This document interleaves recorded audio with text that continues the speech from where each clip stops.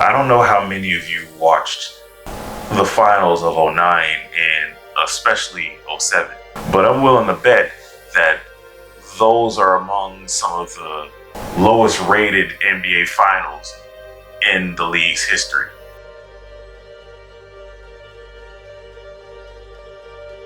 So here we are yet again at a finals where it's a foregone conclusion, where one team is completely outmatched by the other, where one team didn't even belong there. And I hope that we all end up looking at this finals like we do the '07 finals. Yeah, sure, we talk about the Spurs 5. We don't talk about that. We don't mention that one. But that's not why we're here right now. We're here because hopefully these finals make it clear to everyone that the NBA will never move on from the big man. That in order to win championships, you need big men. The Rockets ended up switching to this fully small ball type deal, to accommodate Russell Westbrook, and because, they kind of started doing that anyway, when they had to, especially against the Golden State Warriors. When Capella was sitting on the bench, they had some success with a smaller person as their center or power forward. And it's stupid that they were like, you know what? Let's burn the whole ship and let's just get a boat. I was talking to a Redditor, and he mentioned the fact that Golden State's success kind of hinged on small ball. Now, a lot of things that people do these days, a LeBron fan, these bronzexuals, or anybody that might just not pay attention to the nuances of the game. But there's been this trend of people disregarding circumstances and details that would completely debunk the asinine things that they are saying. The Golden State Warriors were able to thrive off of small ball because they could always toggle that option. It was never the only way that they played. Sometimes they play small ball, but a lot of times Andrew Bogut would be out there. Festus Ezeli would be out there. Spates, who would come in later in the game and with one of the smoothest threes. Their identity wasn't small ball. Not to mention, the only way that something like small ball, like what the Rockets are doing, can work is if you have two of the best shooters that this game has ever seen. And only Golden State has that. I don't want to hear about the Rockets because, as we all well know, James Harden is not clutch. James Harden will put up 60 points, 50 points, a few times a season, but then come into the playoffs and barely crack 25. Y'all, this has been going on too long. We're not saying nothing that you can't go look up yourself.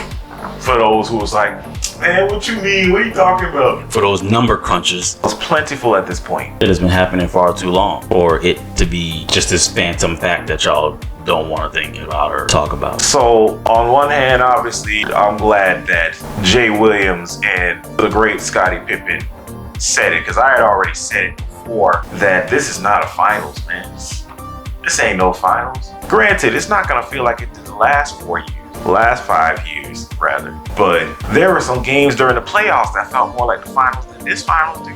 But on the other hand, I'm happy this is happening. I'm happy the Heat is getting dragged and they don't got it going on. I'm happy that the Heat are going through this, because then this is gonna put the rest of the league on notice. They gonna find out, nah, man, we can't nix the big man. We can't get rid of centers. Bobo in the West and Taco Fall in the East, not playing no games when it really matters. And now Bobo is a lot more nimble and refined and aggressive than Taco Fall. He could have definitely helped y'all out, Denver. Bobo played more than Michael Porter Jr. And at the beginning of the bubble, y'all played a team with all of your starters being over 6'5", all of them. Y'all had Jokic playing point guard. I don't care if he isn't as seasoned as y'all needed him to be. He a body. He's somebody. Case in point, you have Dennis Rodman, who wasn't your best scorer. Hell, I don't even know if he cracked 15, but he was adept at rebounding, so he can get the ball to the people who cracked 15, to the scorers. I mean, we just saw Dwight Howard make like 2 points, but as far as anybody is concerned, he was a monster out there. Why? Because he's Dwight Howard, the top 3 or 4 strongest guys in the league at 7 feet.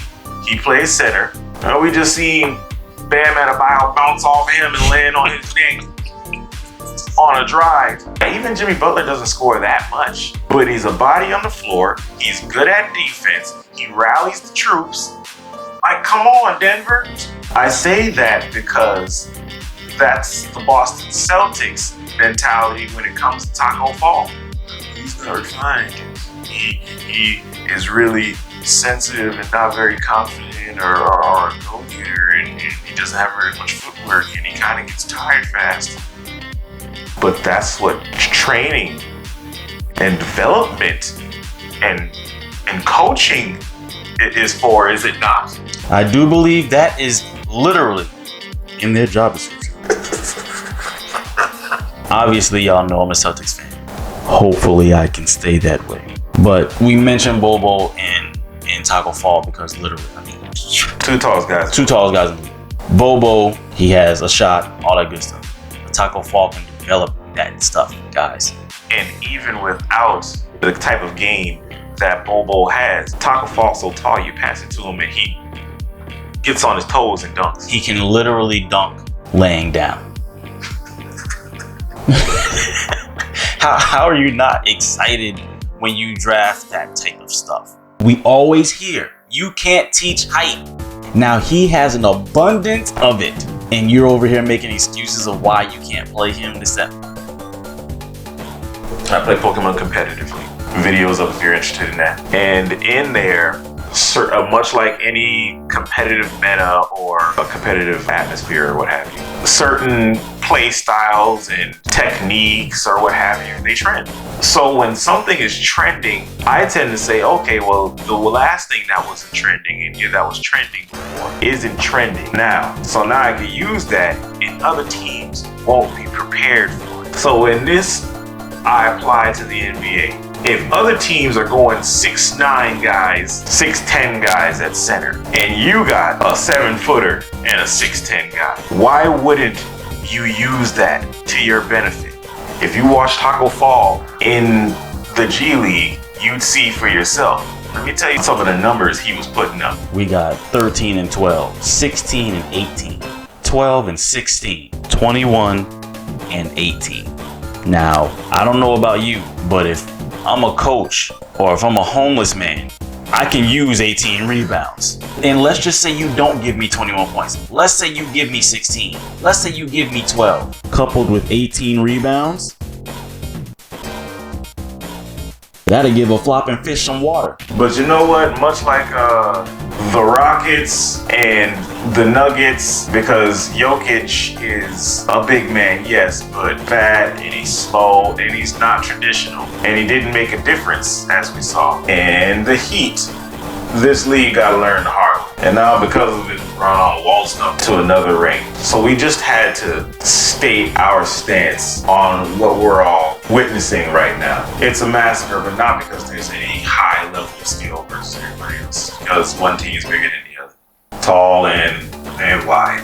So I know a lot of y'all are going to disagree. We would like to hear what y'all are going to say. Leave a comment, like, subscribe, because we got more.